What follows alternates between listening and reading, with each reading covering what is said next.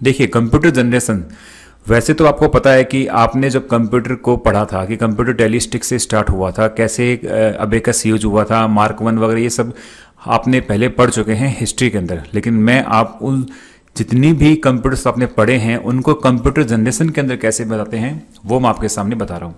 सबसे पहले first generation है कंप्यूटर की, वो कब से स्टार्ट होती है? तो कंप्यूटर की 5 जनरेशन में से पहली जनरेशन है वो स्टार्ट होती है 1942 से 1954। ये होती है कंप्यूटर की पहली जनरेशन। इस जनरेशन में क्या था, आपको किस प्रकार से याद करना है, और मैंने ये जो पॉइंट जो बोल्ड कर रखे हैं वो मैंने किस लिए बोल्ड कर रखे हैं वो आपको मैं इसलिए बता रहा हूँ अभी, कि ये जो पॉइंट बोल्ड है ये मोस्ट क्वेश्चन पूछे जाते हैं, इसलिए मैंने इसको बोल्ड किया है। तो देखो, जैसे कंप्यूटर की फर्स्ट जनरेशन में क्या यूज हुआ था? Vacuum tubes. वैक्यूम ट्यूब्स हुआ था as the basic components for memory. Memory के लिए क्या यूज हुआ था? Vacuum tubes. वैक्यूम ट्यूब्स का मैंने आपको फोटो भी बताया था इससे पहले हिस्ट्री के अंदर। वैक्यूम ट्यूब्स क्या होते हैं? देखिए, these tubes like electric bulbs. घर में जो अपने बल्ब होते हैं उस प्रकार से हुआ करते थे। अब आप नोट करते होंगे कि जब लाइट आप ज़्यादा देर तक जलाओगे तो इलेक्ट्रिक बल्ब क्या हो जाएंगे? बहुत ज़्यादा हीट करेंगे, और कुछ समय बाद में हो सकता है वो फट भी जाए या फिर उनके जो फिलामेंट होता है अंदर वो टूट जाए। सेम वही प्रॉब्लम होती है इन वैक्यूम ट्यूब्स के साथ। ये वैक्यूम ट्यूब्स क्या होते हैं? बहुत ज़्यादा गर्म करते थे कंप्यूटर्स को और बहुत बड़ी मात्रा में यूज होते थे। मैं आपको बताऊं कि यहाँ तक कि 18 हज़ार वैक्यूम ट्यूब्स एक एक कंप्यूटर में यूज हुआ करते थे। सोचो कि उनका साइज कितना बड़ा था और कितनी हीट प्रोवाइड करते थे। इतनी हीट प्रोवाइड करने के कारण, ये देखो लिखा भी वहाँ पर, ए लॉट ऑफ हीट, इनको एसी के अंदर रखना पड़ता था, कूल रखना पड़ता था, बड़े बड़े पंखे यूज करने पड़ते थे। तो वो सारी किस्में थी फर्स्ट जनरेशन के अंदर। उसके बाद में आगे देखिए इसमें क्या लिखा है? वर वेरी एक्सपेंसिव होने ही है, क्योंकि इतने मैटर आप इसमें लगाओगे तो वो एक्सपेंसिव होगा। और किसके दोबारा यूज होता था? Very large organisation. बड़ी बड़ी जो ऑर्गेनाइजेशन थे कि वो ही इसको यूज कर पाते थे, क्योंकि इतना पैसा आम नागरिक यूज नहीं कर पाता था। इसके बाद इस जनरेशन के अंदर जो चीज़ हुई थी ऑपरेटिंग सिस्टम को लेकर, वो था बैच प्रोसेसिंग। बैच प्रोसेसिंग क्या होता है दोस्तों, अगर आपको नहीं पता तो मैं आपको बता दूं कि बैच प्रोसेसिंग में आप एक के बाद एक जो जॉब है, जिसे प्रोसेस बोलते हैं कंप्यूटर में, वो एक के बाद एक ऑटोमेटिकली क्या होती है? प्रोसेस होती है। उसके लिए किसी मैनुअल की जरूरत नहीं पड़ती, किसी ह्यूमन की जरूरत नहीं पड़ती, तो उसे बोलते हैं बैच प्रोसेसिंग। ये सबसे पहले यूज हुई थी फर्स्ट जनरेशन के अंदर। इसके साथ ही इसमें पंच कार्ड्स, जो आपको बताया था मैंने, हरमन होलिथ जिन्होंने पंच कार्ड्स को यूज किया था, इन्वेंट किया था। और पंच कार्ड्स का यूज किस लिए हुआ था? पंच कार्ड्स का यूज हुआ था इनपुट डिवाइस के रूप में, और लगभग 1970 तक, 1990 तक लगभग इसका यूज हुआ था। उसके अलावा पेपर टेप और मैग्नेटिक टेप, ये थे साथ में इनपुट और आउटपुट डिवाइस के रूप में। अब क्वेश्चन ये बनेगा कि बैच प्रोसेसिंग कौन सी जनरेशन में स्टार्ट हुई? तो आंसर क्या होगा? First generation. दूसरा क्वेश्चन बनेगा कब स्टार्ट हुई थी? तो आंसर क्या होगा आपका? 1942, 54, ये इसकी जनरेशन थी। तीसरा क्वेश्चन, फर्स्ट जनरेशन में मेन कंपोनेंट क्या था? Vacuum tube. फिर क्वेश्चन बनेगा मेमोरी के अलावा, और उसमें जो जो क्वेश्चन बनते हैं वो सब इसके अंदर ही आपको मिलेंगे। इसको और डिटेल में पढ़ने के लिए आप इसमें आगे आइए, और इसमें सारे फीचर्स दे रखे हैं। तो देखो, सबसे पहले जो आपको बताया था कि वैक्यूम ट्यूब टेक्नोलॉजी थी, अनरिलायबल थे, सपोर्टेड मशीन लैंग्वेज ओनली। उस समय कोई भी हाई लेवल लैंग्वेज बनी नहीं थी। सारे के सारे कोड 1010 इसी फॉर्मेट में बनते थे। ऐसे चलता रहेगा कंटिन्यू, इसी फॉर्मेट में सारे प्रोग्राम्स बनते थे। बहुत ज़्यादा कॉस्टली हुआ करते थे, बहुत हीट प्रोड्यूस किया करते थे, input output device very slow थी, बहुत बड़ा साइज हुआ करता था, एसी की जरूरत पड़ती थी, एसी की जरूरत समझ लो, या फिर आपको उसको कूल करने की जरूरत हुआ करती थी। नॉन पोर्टेबल, उनको उठा के इस कमरे से दूसरे कमरे में ले जाया नहीं जा सकता था, और लॉट ऑफ इलेक्ट्रिसिटी वो कंज्यूम करते थे। इस जनरेशन के कंप्यूटर पे साथ में क्वेश्चन ये पूछा जाता है कि कौन सा कंप्यूटर कौन सी जनरेशन का है। जैसे एनिक कौन सी जनरेशन का कंप्यूटर? तो कौन सी जनरेशन का कंप्यूटर है? फर्स्ट। एडवॉक, यूनिवेक, IBM 701 और IBM 650, ये बेसिक मैंने इसके अंदर ऐड किए हैं जो एग्जाम के अंदर पूछे जाते हैं। तो ये सारे कौन सी जनरेशन के कंप्यूटर हैं? फर्स्ट जनरेशन के। अब बात करते हैं अपने सेकंड जनरेशन की। सेकंड जनरेशन का जो टाइम है वो कब स्टार्ट हुआ था? 1952 से 1964 तक। इसके अंदर क्या था? देखो, वहां पर फर्स्ट जनरेशन में क्या था? वैक्यूम ट्यूब, और यहां पर उसको रिप्लेस किया ट्रांजिस्टर ने। ट्रांजिस्टर साइज में वैक्यूम ट्यूब से छोटा था और उससे सस्ता था। और साथ ही पावर भी क्या करता था, कम यूज करता था। तो ये सब रीजन के कारण इसको ट्रांजिस्टर को यूज किया गया था। दूसरी बात, ये मोर रिलायबल था, जल्दी से टूटता नहीं था, और जो कंप्यूटर की 1 और 0 की जो पद्धति है ना बाइनरी लैंग्वेज की, उसके लिए ट्रांजिस्टर एकदम परफेक्ट था। ठीक है, आगे बात करते हैं फर्स्ट जनरेशन मशीन के अंदर क्या क्या था। इसके अंदर मैग्नेटिक कोर्स यूज हुई थी प्राइमरी मेमोरी के रूप में। तो क्वेश्चन बनता है कि मैग्नेटिक कोर कौन सी जनरेशन में यूज हुई, तो कौन सी जनरेशन में यूज होगा, सेकंड जनरेशन में। फिर क्वेश्चन बनता है कि ट्रांजिस्टर कौन सी जनरेशन में यूज हुआ, तो ट्रांजिस्टर कब यूज हुआ, सेकंड जनरेशन में। इसके अंदर 3 क्वेश्चन बन गए आपके, ईयर ट्रांजिस्टर कब यूज हुआ, या फिर सेकंड जनरेशन में कौन सा कंपोनेंट यूज हुआ, तो उसका आंसर क्या होगा, ट्रांजिस्टर। तो आप इसको इस प्रकार से इतनी सी थ्योरी आपको याद करनी है, समझनी है कि कैसे कैसे कंप्यूटर धीमे धीमे आगे बढ़ा।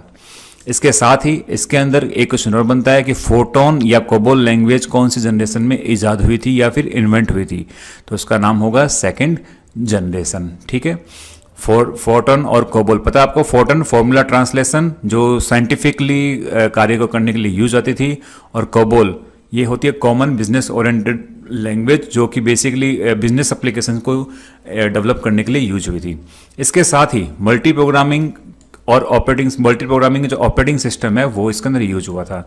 इससे पहले क्या यूज हुआ था, बैच ऑपरेटिंग सिस्टम। यहाँ पर यूज हुआ multi programming operating system. Multi programming multitasking क्या होते हैं, ये हम उस चैप्टर में पढ़ेंगे जब हम ऑपरेटिंग सिस्टम प्रॉपर रूप से करेंगे। इसके बाद में थर्ड जनरेशन बात करते हैं। अभी इसके फीचर्स और कर लीजिए साथ में, उसके बाद थर्ड जनरेशन पर चलते हैं। इसके अंदर वापस से एक बार रिवाइज कराता हूँ। क्या था, एक तो यूज ऑफ ट्रांजिस्टर, ठीक है, reliable as compare to first generation, reliable थे, फर्स्ट जनरेशन के कंपेयर में ज़्यादा रिलायबल थे। स्मॉल साइज था, स्मॉल मतलब फर्स्ट जनरेशन की साइज जो थी वो ज़्यादा बड़ी थी, इसके साथ उससे कुछ कम थी, ज़्यादा कम नहीं हुई थी लेकिन कुछ कम थी। लेस हिट, कम हिट प्रोवाइड करते थे, साथ ही इलेक्ट्रिसिटी भी लेस यूज करते थे। फास्टर थे फर्स्ट जनरेशन कंप्यूटर से, अभी भी कॉस्टली थे, एसी जरूरत पड़ती थी अभी भी, और मशीन लैंग्वेज के साथ साथ जो भी इसमें चीज़ ऐड हुई थी वो हुई थी असेंबली लैंग्वेज। तो क्वेश्चन बनता है असेंबली लैंग्वेज कौन सी जनरेशन में इजाद हुई, तो उसका आंसर क्या होगा, सेकंड जनरेशन। इस प्रकार से आप इसको याद करिए। फर्स्ट में क्या यूज हुई थी, मशीन लैंग्वेज, सेकंड में क्या हुई थी, असेंबली लैंग्वेज, ये प्रकार की असेंबली लैंग्वेज। अब इसके कंप्यूटर IBM 1620, IBM 7094, ये सब एग्जाम में पूछे गए क्वेश्चन में से निकाले हुए हैं, आप इनको याद करिए। और सबसे खास जो याद करने वाली चीज़ है वो है यूनिवेक।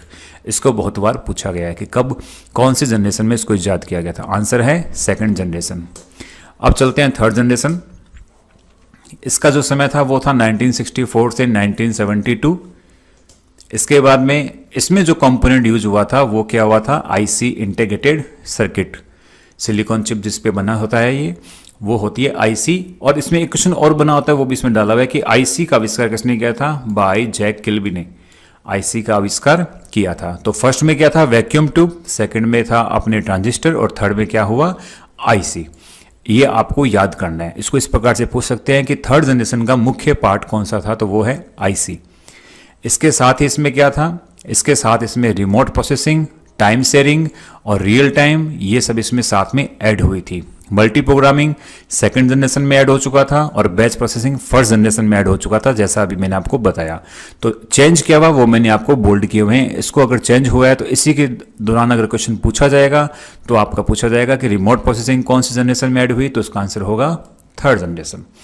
अब फोर्टन का सेकंड वर्जन 2 to 4 इसी दौरान आए थे, थर्ड जनरेशन के दौरान। कोबोल के वर्जन आए थे।